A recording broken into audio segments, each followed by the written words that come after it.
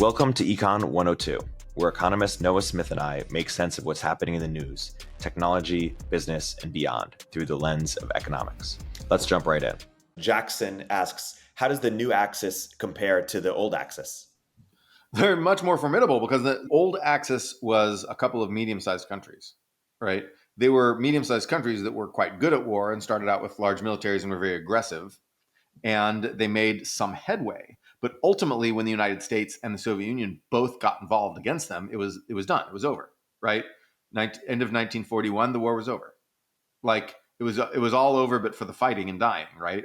Most of the dying was left to be done, but the war is effectively decided at that point by the balance of forces because we outproduced them. And so the new Axis is not quite as apocalyptically evil as Hitler, like or as insanely overconfident as Imperial Japan, because Japan basically was just insanely overconfident because they just didn't like the people who were actually driving the country to war didn't understand how like the fact that Japan's strength was limited.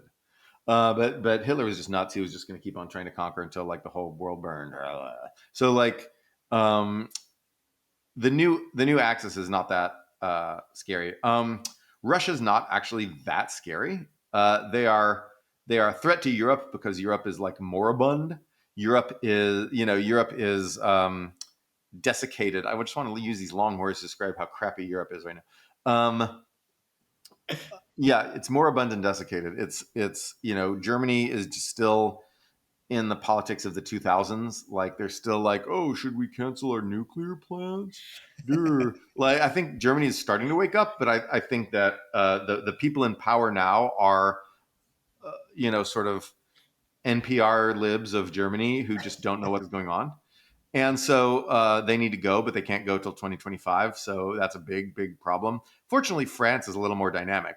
La France is they're waking up a little bit. Macron is really he's taking charge. He's like, well, if the U.S. isn't going to step up, France will step up. Guess what? We're back. It's France. And so there's a limited amount that France can actually do, but he's actually threatened to send troops to Ukraine. That's a big deal. He's being tough, and France was an important balancer of Russia back in the old days. So when they needed when Britain needed help against Russia in the Crimean War, it went to France because France actually had a large population at the time. So France was like a key state that helped to balance Russian power, and Britain and France won the Crimean War. And so France is actually important. They can produce some stuff too, and France has a fairly statist economy, so they can have their government demand that a bunch of stuff be produced, and then it gets produced. Like nuclear plants, right? So the reason France built all that nuclear and nobody else did is because France had a more activist government who was willing to underwrite these incredibly expensive projects with a very, very, very long return horizon, too long for private investors.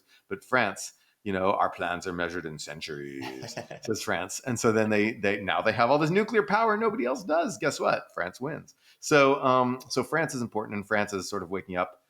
Germany is still not there yet. I don't know what's going on with Britain. Britain seems like it's in the midst of some sort of protracted national collapse. But I don't know what's going on. The British political class appears unable to even conceive of threats, much less respond to it. They elect people like Liz Truss. And so hopefully the British political class will pull its head out of its butt, and Britain will, sort of leave the post-Brexit moment and understand that things are, it needs to stand against Russia. And then maybe it can mail Dominic Cummings to Russia. But yeah, anyway, this is basically what's going on in Europe. Putin is not that scary. Like Russia's scary. It's certainly scary if you're facing down some Russian artillery. But geopolitically, it's not that scary. It can't really conquer the world. Iran is not scary at all. They have all these proxies like Hezbollah and the Houthis who can, disrupt and fire some missiles and pirates. I don't know. They can, they're a danger to Israel, which is like the size of New Jersey, but like they're not much of a danger to anybody else. Like maybe they could close the Straits of Hormuz and like block oil and stuff like that, but that would just screw them over because their entire economy depends on oil. So that would be dumb. And So Iran is not that big of a threat. It's all just China, really. China's the big threat. So without China, the new axis is like, it's a joke. It's Condoleezza Rice axis of evil. Even with Russia. I mean, Russia has some stuff. They have got some nukes, but without China, it's nothing. With China, it's the most formidable opponent we've ever faced. So it's all China. You like to optimize things. You've chosen the perfect credit card to maximize your travel points, and you always find the fastest route when you drive. Shouldn't you handle your charitable giving the same way? GiveWell spends 50,000 hours every year doing deep dives into different charitable programs to try to find the ways to do the most good for your dollar. GiveWell has now spent over 17 years researching charitable organizations and only directs funding to a few of the highest impact opportunities they've found. Over 100,000 donors have used GiveWell to donate more than $2 billion. Rigorous evidence suggests that these donations will save over 200,000 lives and improve the lives of millions more. It's easy to see why the Boston Globe called GiveWell the gold standard for giving. GiveWell wants as many donors as possible to make informed decisions about high-impact giving. You can find all of their research and recommendations on their site for free. You can make tax-deductible donations to their recommended funds or charities, and GiveWell doesn't take a cut. Go to givewell.org to find out more or make a donation. Select podcast and enter Econ 102 at checkout to make sure they know you heard about them from us. Again, that's givewell.org to donate or find out more. Econ 102 is a podcast from Turpentine, the network behind Moment of Zen, In the Arena, The Cognitive Revolution, and more. If you like what you hear, subscribe and leave us a review in the App Store. You can keep up with both of our Substacks for written analysis of the topics we cover in the show at noahopinion.substack.com and erictornberg.substack.com. Thanks for listening.